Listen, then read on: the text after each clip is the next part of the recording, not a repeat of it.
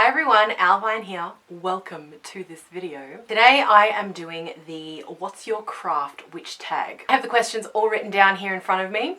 I'm doing a selection of questions from this tag. It is a 30 question tag. So I will leave all of the questions down below. Now I originally saw this tag from Dragon Feather and she got it from Amino, I believe. So I'm going to leave all the appropriate links for everybody down below so that you can check those out if you'd like to. The first thing I would like to say about tag videos is if you have any inclination whatsoever to do this tag, then go ahead and do it. You do not have to be tagged specifically to do a tag video. I've done several that I haven't been tagged in, it's so not a thing. So if you want to do this tag, please do this tag. Leave a link to your video down below so that I can go check it out as well, because I would love to do that.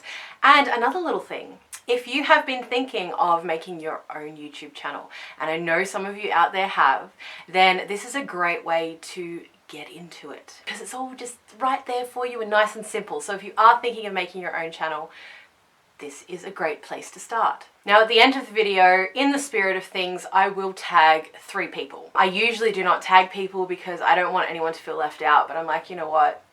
But let's get into the questions, shall we? So the first question is, when or how did you know that you were first a witch? Now I've seen a lot of people say, oh, I knew since I was little, or I did all these magical things when I was little. I really feel that all children have magical tendencies. Magic is something that is within all of us. Like the stuff that we do, anyone is capable of doing. I truly believe that. Those who are witches are the ones who decide to put time and dedication and learning and study and experience into this magical stuff. But I really do think that all children have this kind of natural inclination. So yes, I had those sort of things when I was little as well. I'd mix like little flower potions and perfumes and things, which always smelt terrible. But I was doing things like that and, you know, using my imagination and all this kind of stuff. But when I knew I was a witch was when I decided to be one. So I chose to be a witch on Yule here in Australia on the traditional date. Traditional as much as it can be in the Southern Hemisphere, since all of that originates from the Northern Hemisphere, but it was the traditional date of Yule but flipped down here in Australia. So it was in June of 2014 and I had been studying for a little while and looking into magic and witchcraft, and that was the night. I didn't know anything about Yule at the time, which just makes it like extra magical. I realized however many months later when I was learning about the Sabbats that, you know, it was on that night and I'm like, that is so cool. Actually, that's a lie. It was the night before Yule, the night before Christmas. I decided to do like a year and a day for myself, and so it ended on Yule. But anyway, the day before Yule, 2014, in June. The third question, I'm skipping number 2. I'll be skipping a few through here, but I'm going to name what they are, the ones that I actually answer. So the third question is, what kind of witch are you? Now I get this question a little bit. It's so fun to categorize. What kind of witch are you? What kind of magic do you practice? And the kind of witch I am is an Owlvine.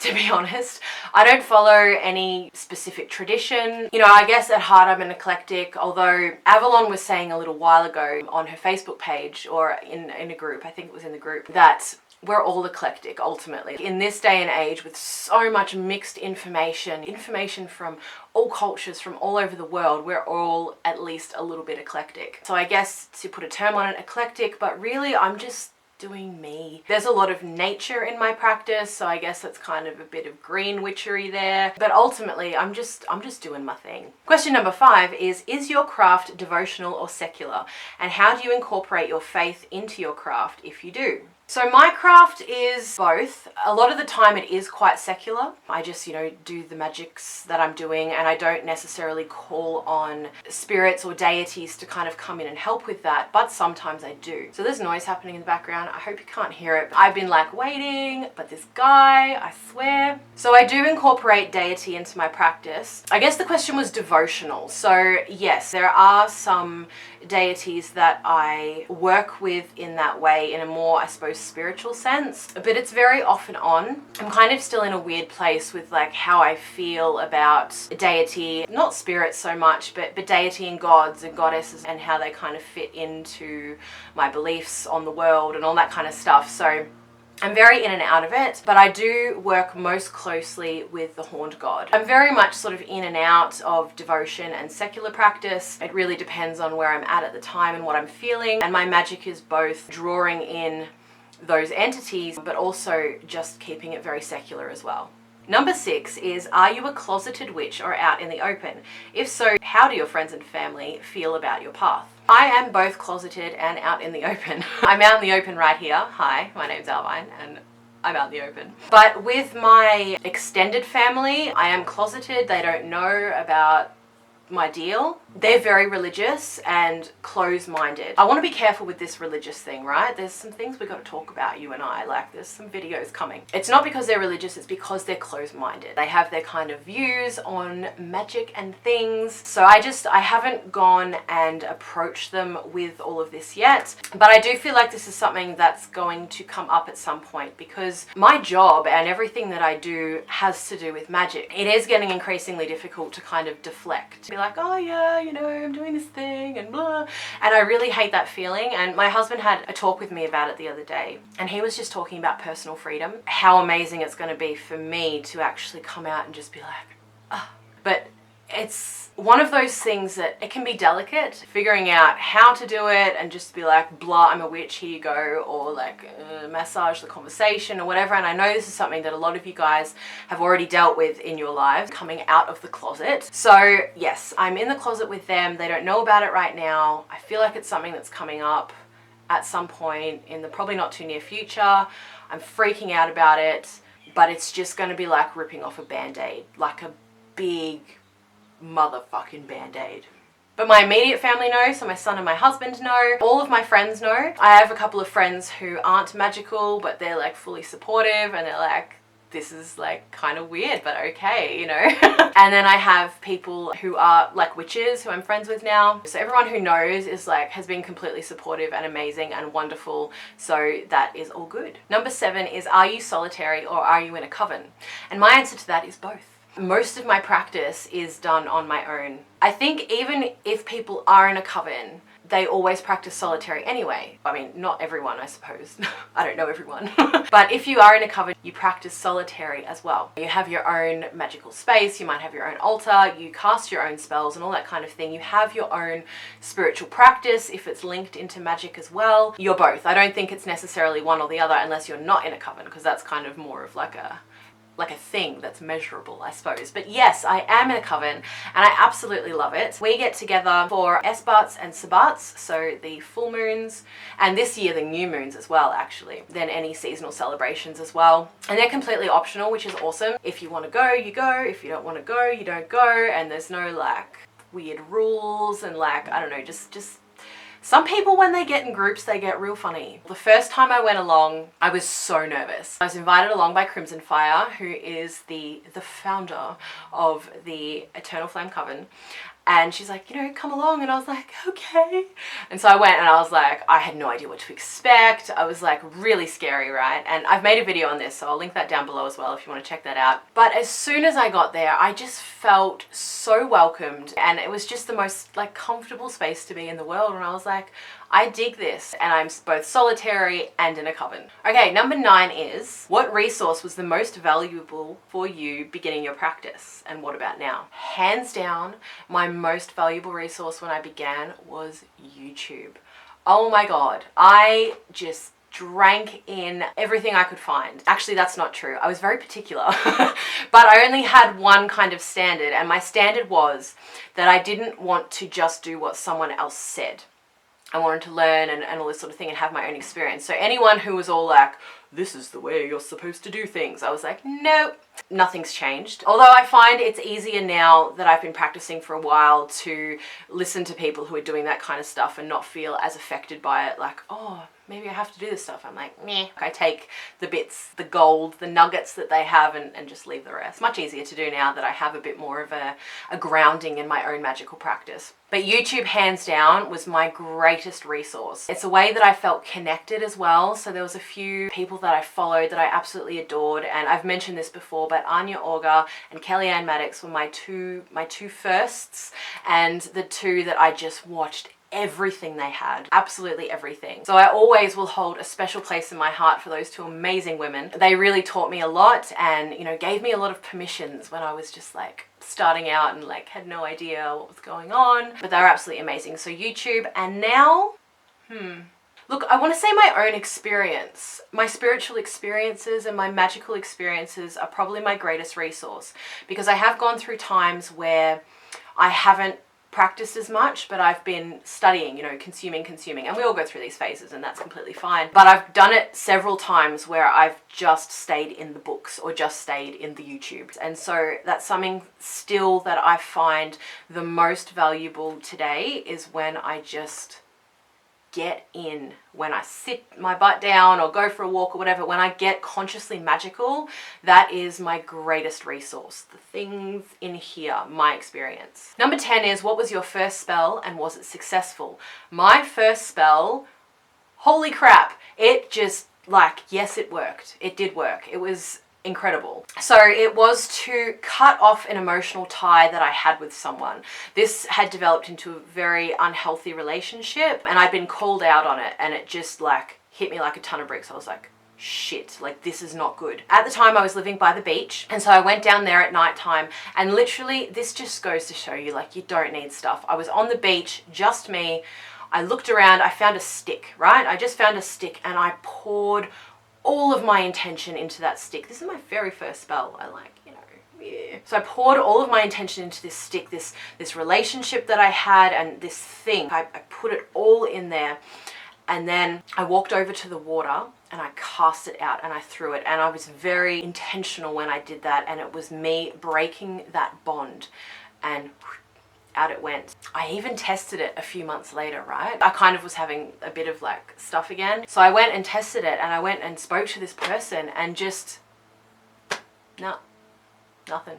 And it has now been about 4 years and nothing. And this relationship, this was a bond, a tie that I'd had since I was 15 years old, and just bang. So yes, it absolutely worked. That was really incredible. And what I really think obviously was the secret of the success of that spell was my intention. And that's something I still really, really focus on with magic work. I don't do a lot of incantations and speaking when I'm doing my spell work, but mostly it's really about pouring my intention in and my focus and my energy into what I'm doing. That really is the secret ingredient, I feel. Number 11 is, what do you do when you feel out of touch with your craft? Okay, I've been having some experience with this in the last few months. I'm gonna say the last like 8 months. So what I do is, firstly, I take the pressure off myself. Just take the foot off the brake or the accelerator, I don't know. I just take the pressure off myself. And I go, you know what? It's okay. I don't have to, nothing. Then what I do is I kind of reintroduce a little bit of wonder slowly. So I do some things that I enjoy. I might watch or try and find some YouTube videos that just give me that sense. Like, some of them just have a really magical sense about them. Maybe I'll share a couple of my favorite channels that have this for me. Some of them are big channels, some of them are small, but when I sit down and watch them, I just like, I feel like wrapped up in a sparkly blanket. So I'll watch those channels. I'll also maybe read some books. I really find what is awesome for these times is fiction books. So stories, sitting down and reading a story and being immersed and enveloped in a story. So rather than a non-fiction how-to book and all the things and study and like blah, which to me can feel a little bit like, I'm not loving it right now. So I get in and I'll read a story, and that really ignites something in me. I think because of the way that I connect, we all do, the way that we connect with stories. So I find that to be a really, really helpful way. There's a spider abseiling out my window. He's having a grand old time out there. Other than that, I just take it really easy on myself. Every now and again, I'll sit down at my altar space, just because this is a space that I feel like is quite nice and magical. If you have another space in your house that kind of has that feel for you, you know, sitting down in that space can be really helpful. And I'll just light a candle, or I'll just burn some incense, and just take it really, really simple and slow. And another thing I do is just get out into nature and have some conscious walking time. So I will go out into a green space somewhere, a nature space somewhere, and just notice the things around me. And there's no pressure, it's just I'm here and I'm noticing and I'm being with nature. That's something that I find can really help kind of revamp me, or just feel good, because it's not necessarily about getting up to a place again. It's just about being where I'm at and feeling the magic where I'm at. Question number 12 is, have you ever doubted your faith or your ability? Abso-freaking-lutely, yes. I think this is quite a normal, natural human thing. When we go through difficult times, when stuff isn't quite working for us, we're like, what's going on here? What is this? Is anyone looking after me right now? So I felt like that. And my ability, I definitely have, because I know that my ability is 100% within myself. So I know that it's there, and I know that I always have the ability to tap into my ability. But there are times where I'm like, I don't think I can get myself to that space right now. I've had many times like that where I'm just like, I just don't trust myself to be able to do this. And I don't think it's something, unfortunately, that is that uncommon. You know, I think a lot of us go through that, particularly when we're battling with things on a mental level, because you're facing attack, you're fighting demons from the inside, and magic and witch power comes from within. So to get past that stuff sometimes, to like get it out, can be really, really difficult. So I absolutely have, and I think that if we're honest, probably all of us have at some point, or will have at some point, but it's normal, it happens, and we can always come to a place where we're like feeling whole again, and we're like, hey, we got this. Sometimes it's just a bit of a process to go through. Number 14 is, what's your biggest pet peeve in the magical community? Okay, so the whole one right way thing of like, I have the correct way and you should be doing this, and real witches don't do that, and real witches are actually like this, and blah and blah and blah and blah. The bullshit. And also, something that really, really annoys me, and I'm actually going to be making a video on this soon because I felt it on my heart for like a good year or more, and I just haven't got there yet. And that is the whole thing against Christian witches. Stop it. Magic is not tied up in any one faith or religion, and my phone's ringing. Can you please hold on for 1 second? Does anyone else get sales calls like all day, every day? Like, I swear to God, my phone is always ringing. I don't want to buy anything. Stop it! So magical practice is found within every single culture, within every single religion, throughout the world, throughout history. So this whole like, I don't understand Christian witches things really, really gets my goat. So anyway, I'm going to be making a whole video on that at some point, because we gotta talk. Okay, number 20 is moon phases, planetary correspondences, day of the week, hour, irrelevant or key. Most of the time I don't use these things. What I feel about them is that they are extra correspondences that we can add into our magic to heighten the energy of what we're doing, but they're not necessary. I think I've used all of them at one point or another, but again, they're just an extra thing to bring in. So like colors, for example, if you're doing candle magic and you choose to use a specific color of candle, like that would be an extra thing you could add into your spell, but you don't have to use a colored candle. So it's exactly the same thing for these correspondences. In my practice, use them, yes. A lot of the time, no. Number 21 is spell language. Do you keep it simple? Do you dress it up? Is it poetry? Is it silent? And I kind of mentioned this before. Most of the time it is silent for me.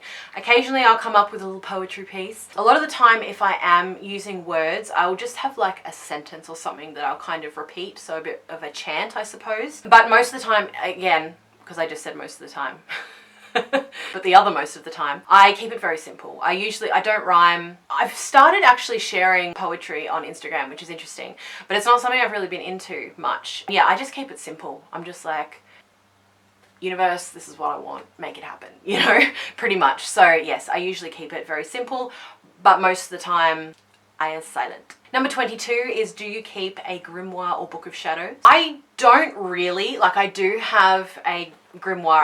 I like the word grimoire. And I've shared one of my old ones before in a video like forever ago. And I have one now which I literally just record spells in.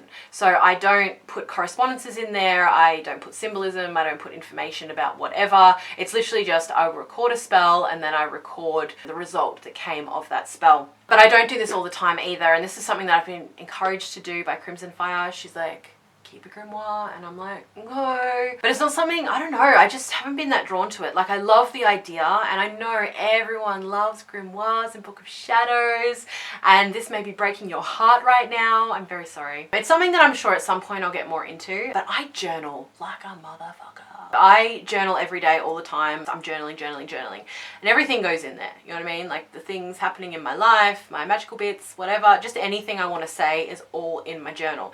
So I am recording stuff. You know what's interesting though? I have never gone back and read one of my journals. And I only started journaling after I actually started practicing magic. Before that, I didn't really journal. So I find that interesting. But I do have a grimoire that was made for me by an incredible creatrix. Look at this. Amazing. I think I've shared this on Instagram before too. Look, it says grimoire. And look at the back. And it's a folder thing, which I love because then I can move stuff around. I can put the things that I want together and just move. It's so good. It's actually awesome. I remember ages ago thinking like, what kind of BOS do I want? I was like, I don't know. And I liked the idea of a ring binder, but at the same time I was like, they're kind of like icky and boring. And then this arrived and I was like, holy shit, this is like perfect. I have it in here, I record my spells and things, but I don't have one of those ones that, you know, people do where they like, I don't know, write about herbs and the moon phases and all this amazing stuff. I do have my old one which has a bit more of that stuff in it, but I kind of got over it, to be honest. Number 23 is, do you have an altar? Maybe.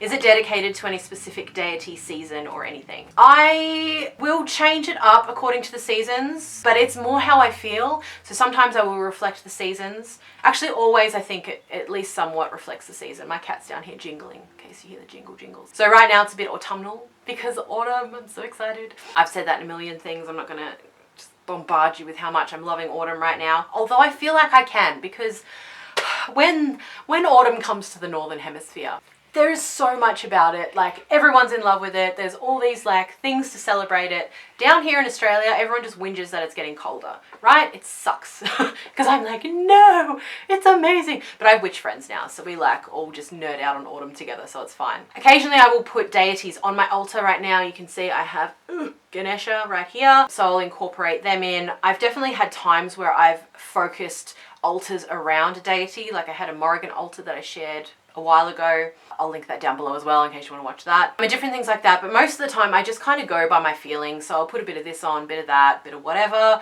but it's just my working space. It's just the space that feels magical and spiritual and amazing to me, and whatever's on there is on there. All right, number 26 is, do you have a totem animal? If so, what is it? So I definitely have animals that I work with. I really enjoy working with animals spiritually. And I would say if I had a totem animal, it would probably be the crow/raven.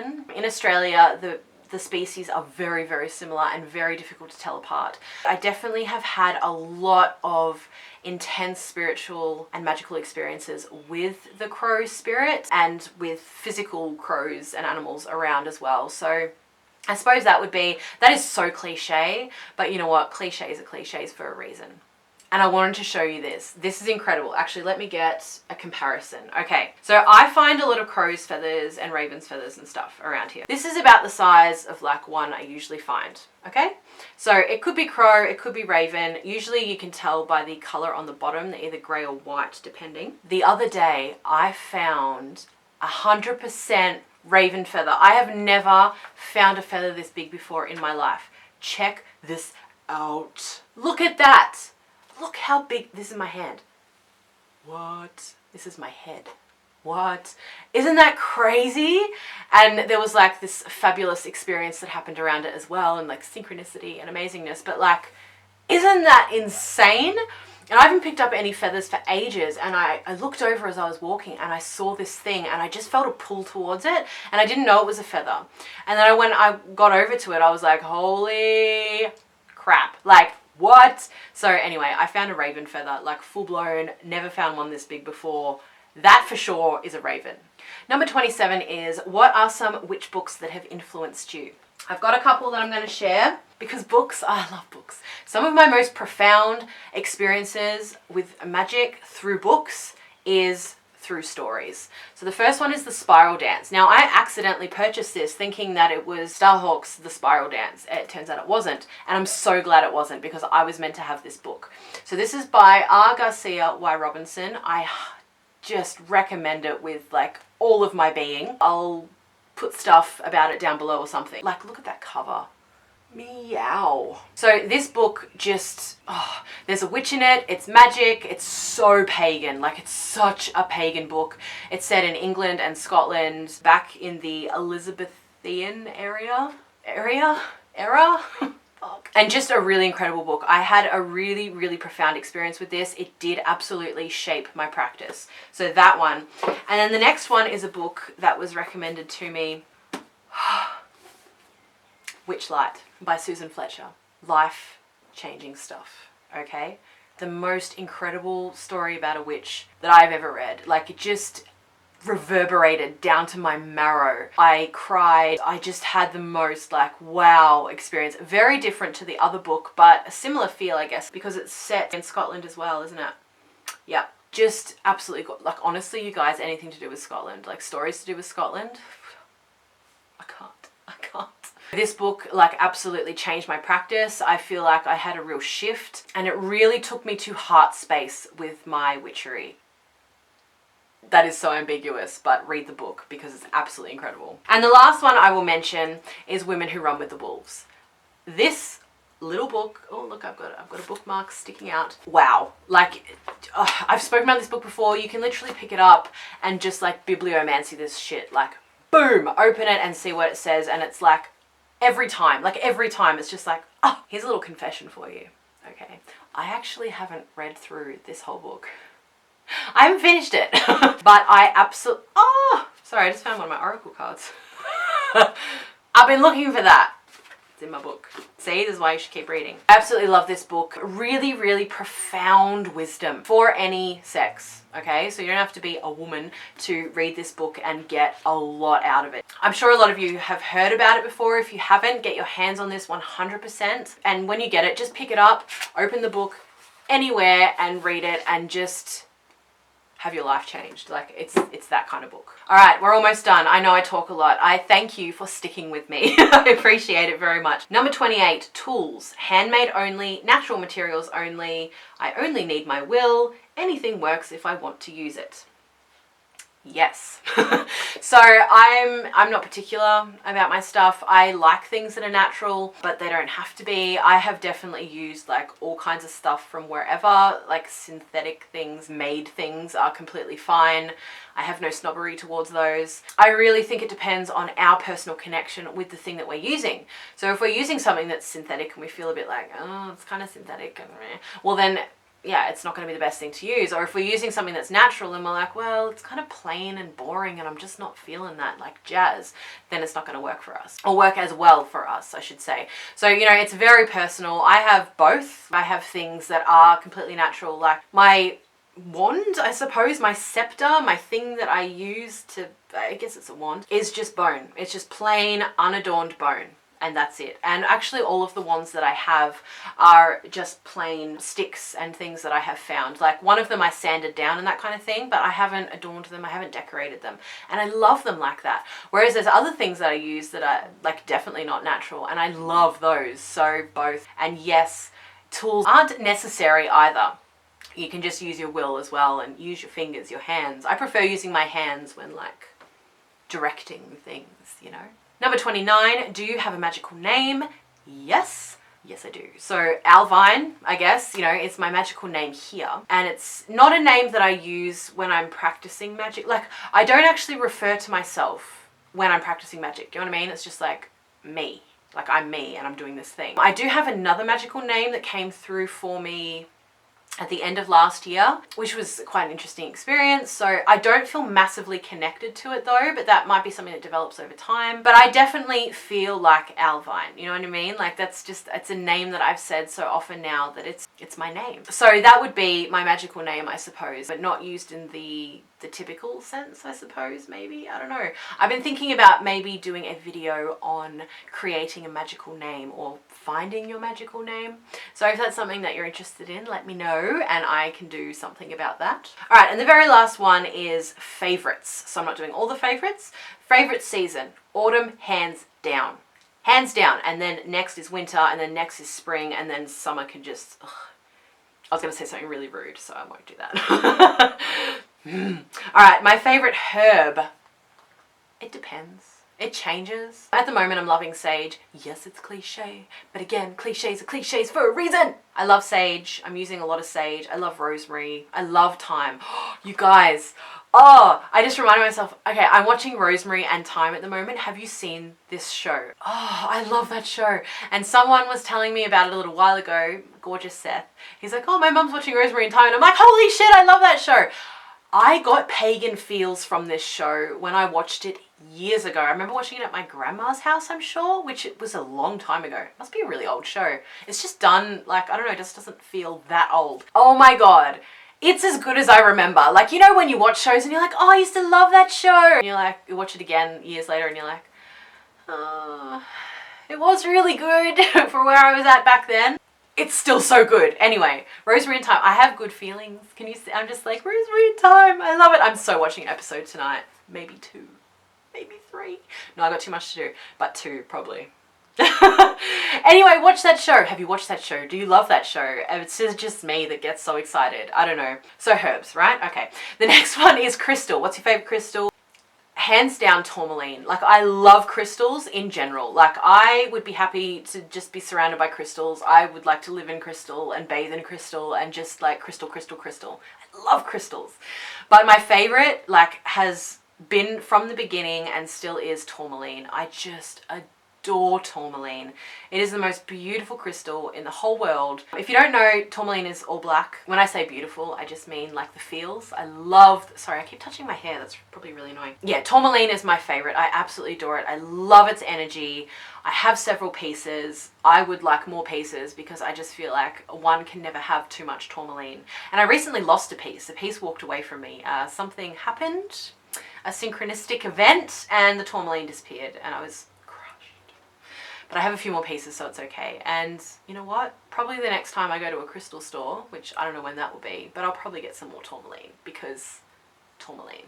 And the very last thing, my favorite symbol or sigil. My favorite symbol is definitely the pentagram. I freaking love it. I use it all the time in different things. I'm doing different spells and stuff like that. It's definitely a power symbol to me. It's a symbol that I feel very, very close to.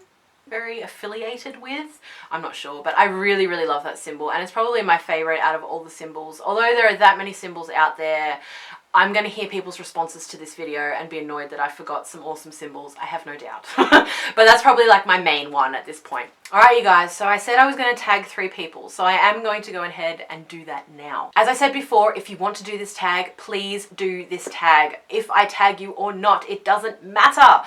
Do it, put it in the comments down below so I can see it and go and check it out.